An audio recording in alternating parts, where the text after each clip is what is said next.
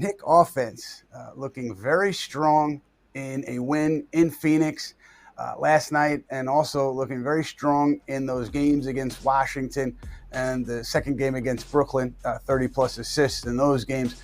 Offense seems to be finding a rhythm. New guys seem to be clicking in a way that you didn't see in the first few games. And whenever you put up 130-plus on the road, it's a good night offensively.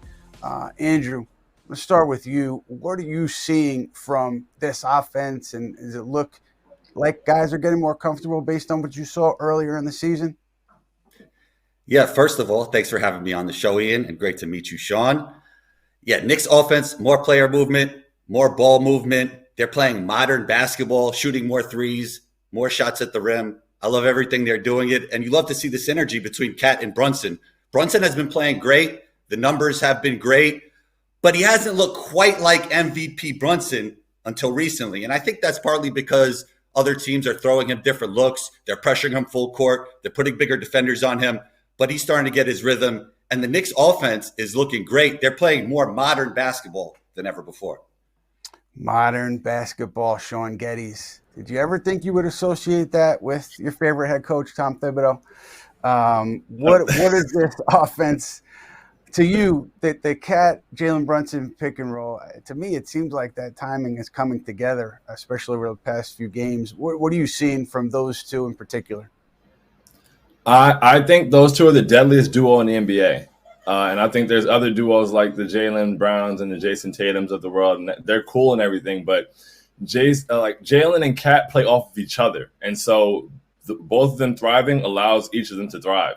And so Jalen creates more space for Cat. Jalen is getting some of the most open shots he's ever gotten. And I think that was a little bit of the adjustment at first. And he's starting to understand the balance of like looking for Cat. You know, a few games early where Jalen was kind of used to going for his shot in certain instances, but he realized all the gravity he has and what it allows Cat to do. And I believe that, you know, when he looks out the camera, he makes that kick out off the pick and pop, like, and bigs have to close out to an open paint behind them. It's almost like Cat's most effective role is his pop, because a big the Nikola Vucevic's or the Brook Lopez's or the Yusuf Nurkic's of the world having to close out to Cat with a full head of steam toward the basket, it's almost not even fair. And so that opens up the floor for everyone else. So I think they're the deadliest duo in the league just because everything that one does makes life easier for the other.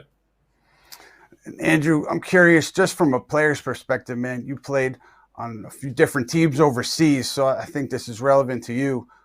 When you're coming in with a new group, new faces like the Knicks have with Bridges and Towns, and a new offense, how long generally does it take to really get on the same page with your teammates?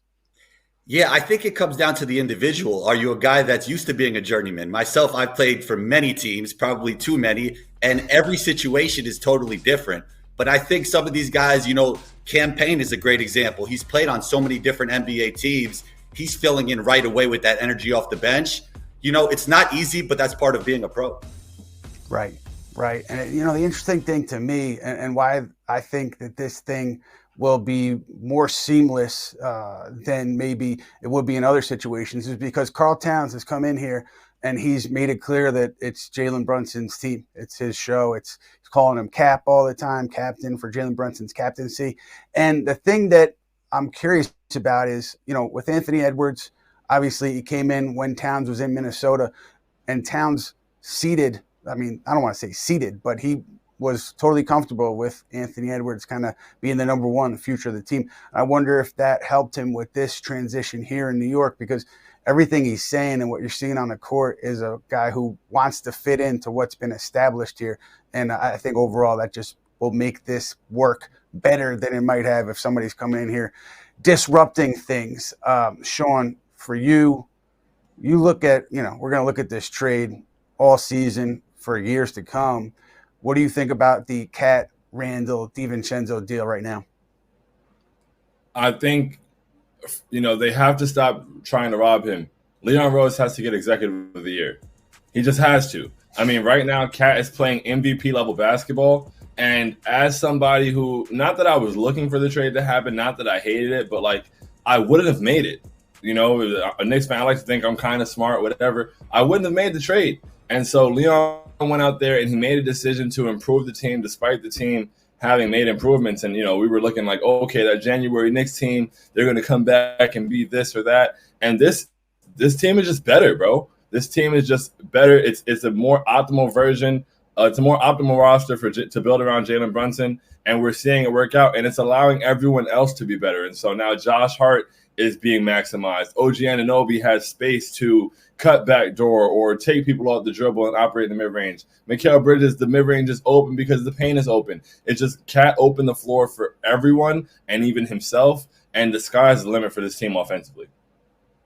Andrew, what about you? The Julius DiVincenzo fit versus the Karl-Anthony Towns fit in this deal. What's your assessment so far? Yeah, I love the fit when the trade first happened. And my immediate thought was, I think Mikal Bridges' actually role must change in the playoffs. Now, he's been playing better lately, but without Julius on this team, a guy who could draw doubles, get doubles, from a perimeter perspective, now they only have Brunson as a guy that could get doubles. Obviously, Cat as a big could draw doubles, but I do think for them to inevitably beat the Celtics, which is the team they're going to have to beat to win the championship, Mikal Bridges is going to have to step up.